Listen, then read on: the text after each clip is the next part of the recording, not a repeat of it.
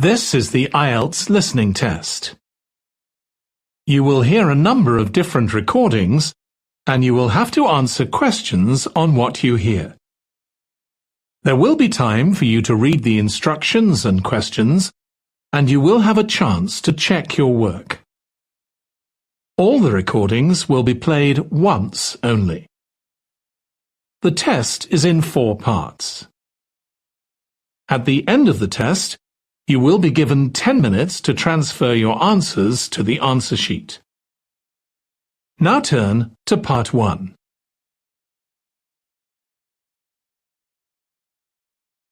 Part 1.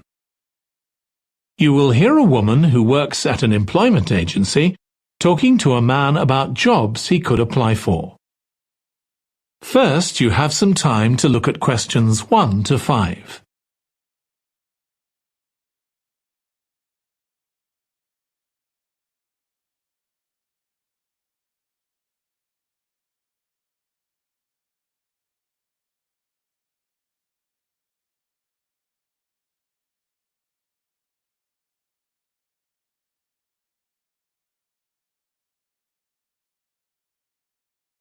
Now listen carefully and answer questions 1 to 5.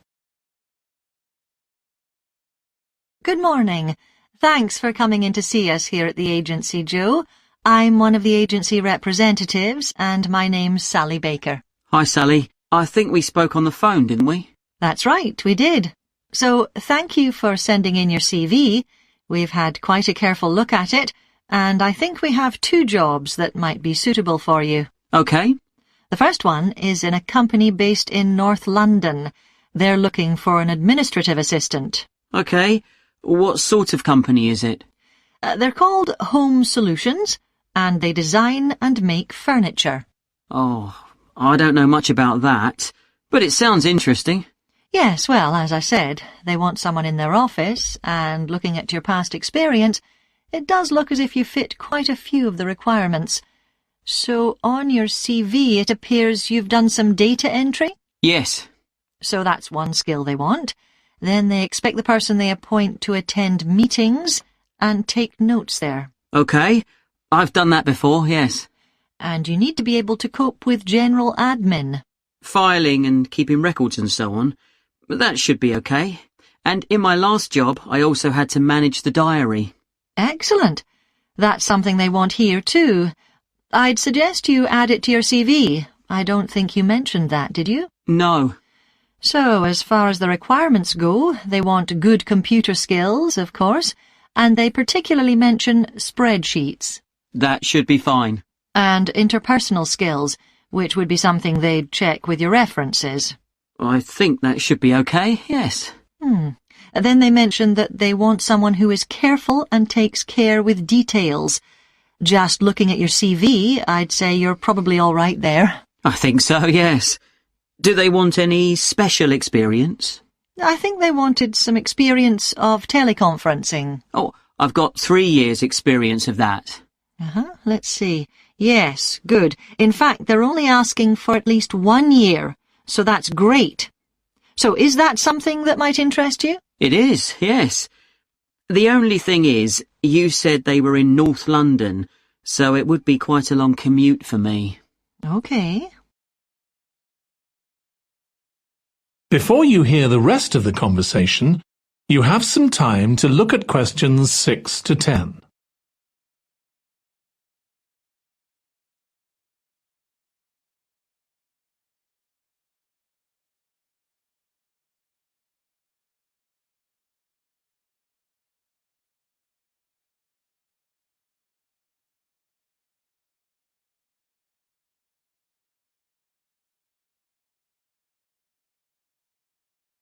Now listen and answer questions 6 to 10. So the second position might suit you better as far as the location goes. That's for a warehouse assistant, and that's in South London. Yes, that would be a lot closer. And you've worked in a warehouse before, haven't you? Yes. So as far as the responsibilities for this position go, they want someone who could manage the stock, obviously, and also deliveries. That should be OK. You've got to keep track of stuff, but I've always been quite good with numbers. Good. That's their first requirement. And they want someone who's computer literate, which we know you are. Sure. Then they mention organisational skills. They want someone who's well organised. Yes, I think I am. And tidy? Yes, they go together really, don't they? Sure. Then the usual stuff. They want someone who can communicate well, both orally and in writing. OK. And for the last warehouse job I had, one of the things I enjoyed most was being part of a team. I found that was really essential for the job. Excellent. Yes, they do mention that they want someone who's used to that, yes. Now, when you were working in a warehouse last time, what sorts of items were you dealing with? It was mostly bathroom and kitchen equipment, sinks and stoves and fridges. So you're okay moving heavy things? Sure. I'm quite strong, and I've had the training. Good. Now, as far as experience goes, they mention they want someone with a licence and that you have experience of driving in London, so you can cope with the traffic and so on. Yes, no problem. And you've got experience of warehouse work. And the final thing they mention is customer service. I think, looking at your CV, you're okay there. Right. So, what about pay? Can you tell me a bit more about that, please? That is the end of part 1. You now have 1 minute to check your answers to part 1.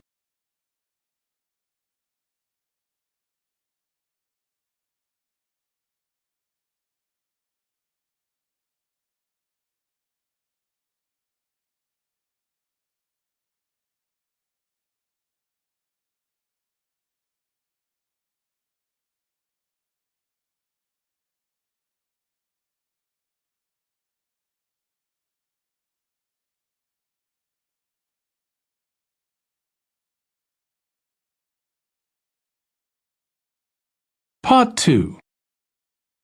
You will hear a woman called Alice Riches talking on the radio about a scheme which involves closing streets to traffic to allow children to play. First, you have some time to look at questions 11 to 16.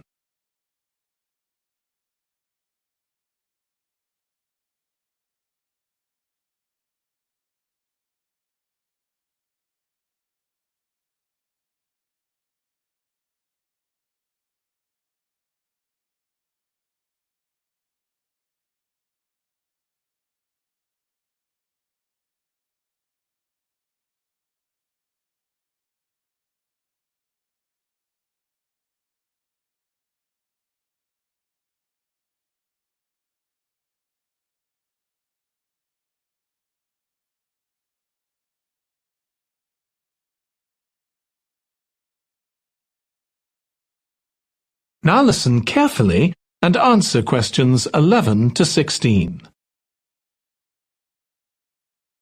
My guest on the show today is Alice Riches, who started the street play scheme where she lives in Beechwood Road. For those of you that don't already know, street play involves local residents closing off their street for a few hours so that children have a chance to play in the streets safely. She started it in her own street, Beechwood Road, and the idea caught on, and there are now street play schemes all over the city. So, when did you actually start the scheme, Alice? Well, I first had the idea when my oldest child was still a toddler. So that's about 6 years ago now. But it took at least 2 years of campaigning before we were actually able to make it happen. So the scheme's been up and running for 3 years now. We'd love to be able to close our road for longer, for the whole weekend, from Saturday morning until Sunday evening, for example. At the moment, it's just once a week. But when we started, it was only once a month. But we're working on it. So, what actually happens when Beechwood Road is closed? We have volunteer wardens, mostly parents, but some elderly residents too, who block off our road at either end. The council have provided special signs, but there's always a volunteer there to explain what's happening to any motorists. Generally, they're fine about it. We've only had to get the police involved once or twice. Now, I should explain that the road isn't completely closed to cars, but only residents' cars are allowed. If people really need to get in or out of Beechwood Road, it's not a problem as long as they drive at under 20 kilometres per hour. But most people just decide not to use their cars during this time, or they park in another street. The wardens are only there to stop through traffic. So, can anyone apply to get involved in street play? Absolutely. We want to include all kids in the city, especially those who live on busy roads. It's here that demand is greatest. Obviously, there isn't such demand in wealthier areas where the children have access to parks or large gardens, or in the suburbs where there are usually more places for children to play outside. I'd recommend that anyone listening who likes the idea should just give it a go. We've been surprised by the positive reaction of residents all over the city, and that's not just parents.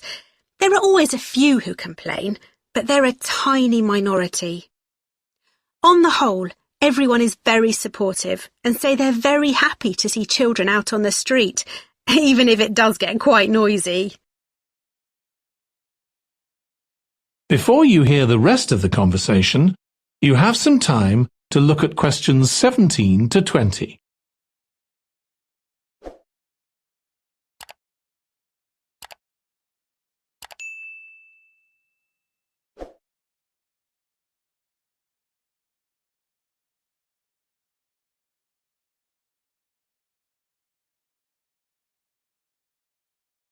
Now listen and answer questions 17 to 20.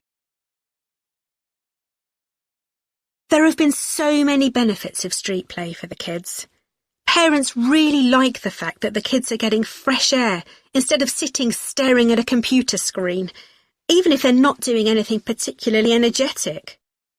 And of course, it's great that kids can play with their friends outside without being supervised by their parents. But for me, the biggest advantage is that kids develop confidence in themselves to be outside without their parents. The other really fantastic thing is that children get to know the adults in the street. It's like having a big extended family. It certainly does have a lot of benefits.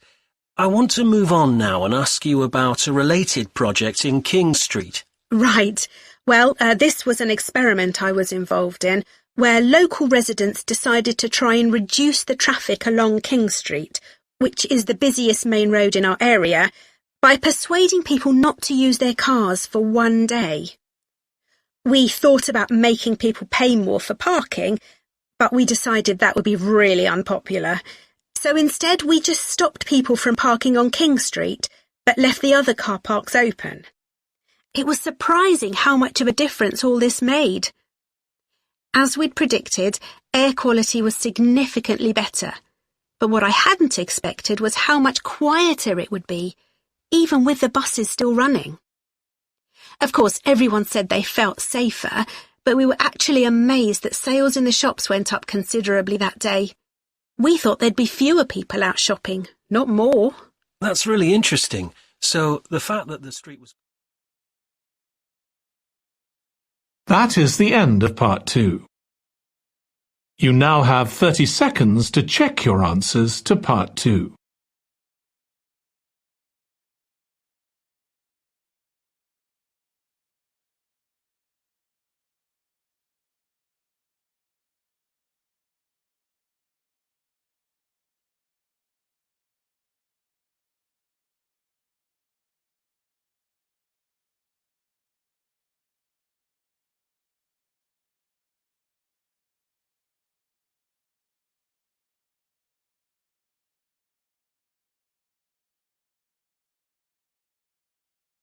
Part 3. You will hear two students, called Hazel and Tom, talking about Hazel's media studies assignment. First, you have some time to look at questions 21 to 26.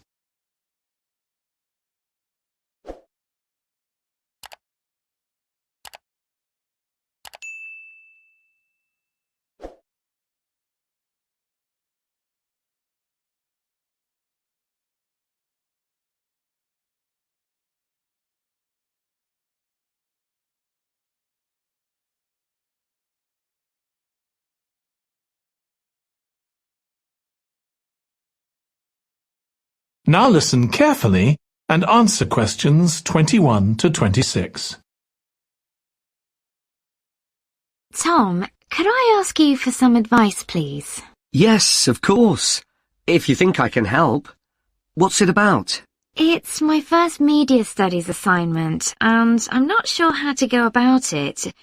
You must have done it last year. Is that the one comparing the coverage of a particular story in a range of newspapers? That's right. Oh, yes. I really enjoyed writing it. So, what sort of things do I need to compare? Well, there are several things. For example, there's the question of which page of the newspaper the item appears on. You mean because there's a big difference between having it on the front page and the bottom of page 10, for instance? Exactly. And that shows how important the editor thinks the story is. Then there's the size. How many column inches the story is given. How many columns it spreads over. And I suppose that includes the headline. It certainly does. It's all part of attracting the reader's attention. What about graphics? Whether there's anything visual in addition to the text? Yes, you need to consider those too, because they can have a big effect on the reader's understanding of the story. Sometimes a bigger effect than the text itself. Then you'll need to look at how the item is put together. What structure is it given? Bear in mind that not many people read beyond the first paragraph. So what has the journalist put at the beginning? And if, say, there are conflicting opinions about something, does one appear near the end where people probably won't read it? And newspapers sometimes give wrong or misleading information, don't they? Either deliberately or by accident. Should I be looking at that too? Yes, if you can.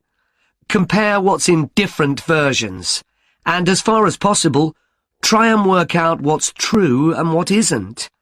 And that relates to a very important point. What's the writer's purpose? Or at least the most important one, if they have several. It may seem to be to inform the public, but often it's that they want to create fear or controversy, or to make somebody look ridiculous. Gosh, I see what you mean. And I suppose the writer may make assumptions about the reader. That's right. About their knowledge of the subject, their attitudes, and their level of education, which means writing so that the readers understand without feeling patronized. All of that will make a difference to how the story is presented. Before you hear the rest of the discussion, you have some time to look at questions 27 to 30.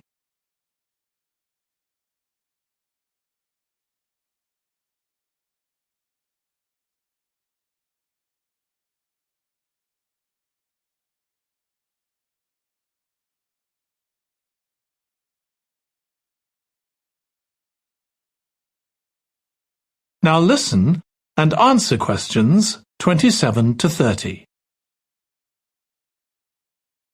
Does it matter what type of story I write about? No.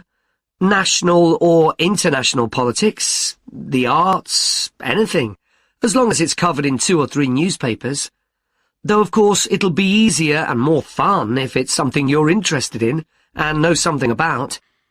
And on that basis, a national news item would be worth analysing. I'm quite keen on politics, so I'll try and find a suitable topic. What did you choose for your analysis, Tom? I was interested in how newspapers express their opinions explicitly. So I wanted to compare editorials in different papers, but when I started looking, I couldn't find 2 on the same topic that I felt like analysing. In that case, I won't even bother to look.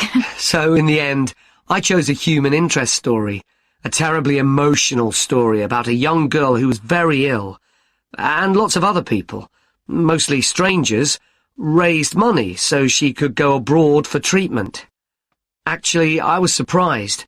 Some papers just wrote about how wonderful everyone was, but others considered the broader picture, like why treatment wasn't available here. Are you usually find stories like that raise quite strong feelings in me. I'll avoid that. Perhaps I'll choose an arts topic, like different reviews of a film or something about funding for the arts. I'll think about that. Yes, that might be interesting. Okay, well, thanks a lot for your help, Tom. It's been really useful. You're welcome. Good luck with the assignment, Hazel. That is the end of part 3. You now have 30 seconds to check your answers to part 3.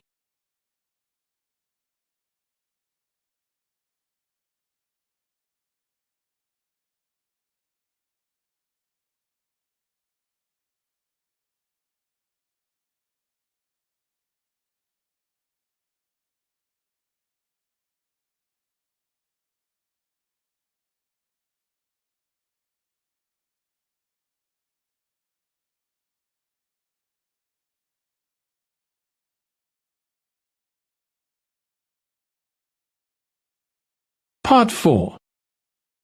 You will hear part of a lecture on the early history of keeping clean. First, you have some time to look at questions 31 to 40.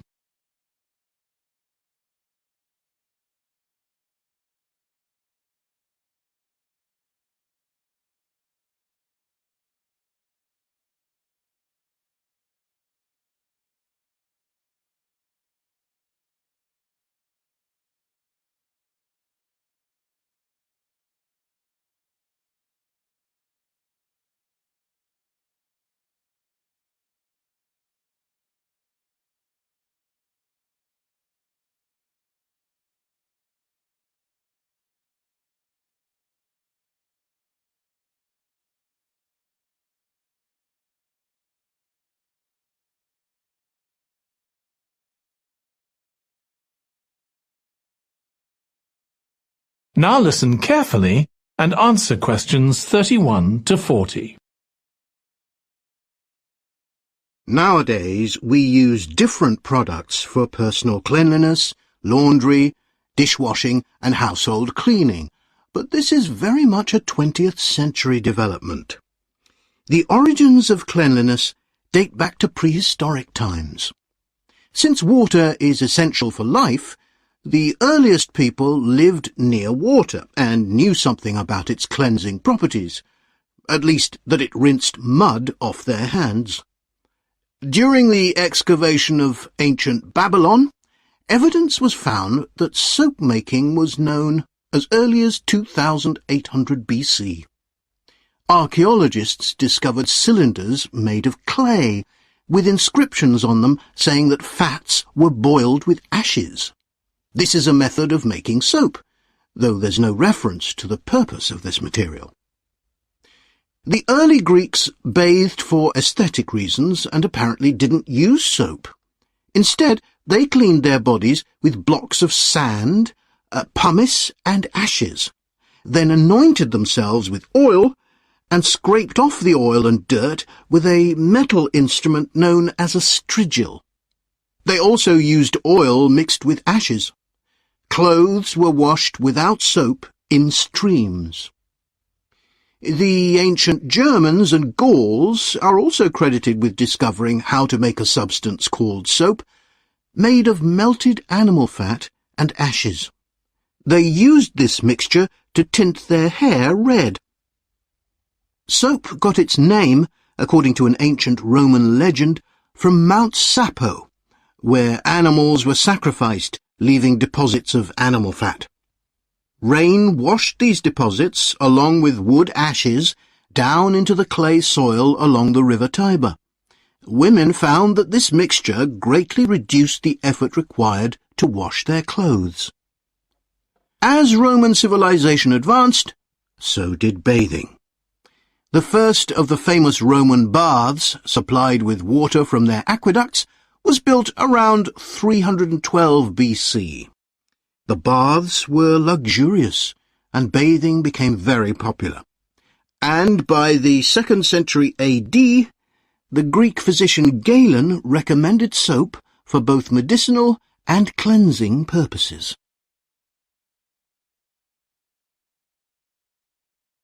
After the fall of Rome in 467 AD and the resulting decline in bathing habits, much of Europe felt the impact of filth on public health. This lack of personal cleanliness and related unsanitary living conditions were major factors in the outbreaks of disease in the Middle Ages, and especially the Black Death of the 14th century. Nevertheless, soap-making became an established craft in Europe, and associations of soap-makers guarded their trade secrets closely. Vegetable and animal oils were used with ashes of plants, along with perfume, apparently for the first time. Gradually, more varieties of soap became available for shaving and shampooing, as well as bathing and laundering. A major step toward large-scale commercial soap-making occurred in 1791, when a French chemist, Nicolas Leblanc, patented a process for turning salt into soda ash, or sodium carbonate. Soda ash is the alkali obtained from ashes that combines with fat to form soap. The Leblanc process yielded quantities of good quality, inexpensive soda ash. Modern soap making was born some 20 years later, in the early 19th century, with the discovery by Michel Eugène Chevreul, another French chemist, of the chemical nature and relationship of fats, glycerine, and fatty acids. His studies established the basis for both fat and soap chemistry, and soap-making became a science. Further developments during the 19th century made it easier and cheaper to manufacture soap. Until the 19th century, soap was regarded as a luxury item, and was heavily taxed in several countries. As it became more readily available, it became an everyday necessity, a development that was reinforced when the high tax was removed. Soap was then something ordinary people could afford, and cleanliness standards improved. With this widespread use came the development of milder soaps for bathing and soaps for use in the washing machines that were available to consumers by the turn of the 20th century. That is the end of Part 4. You now have 1 minute to check your answers to Part 4.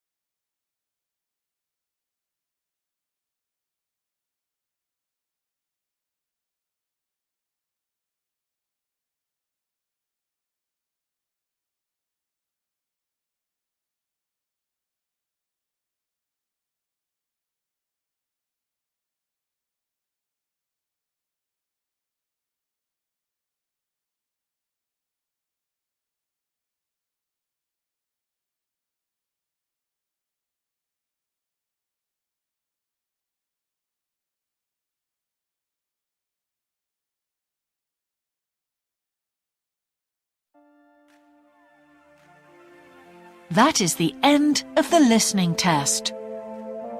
In the IELTS test, you would now have 10 minutes to transfer your answers to the answer sheet.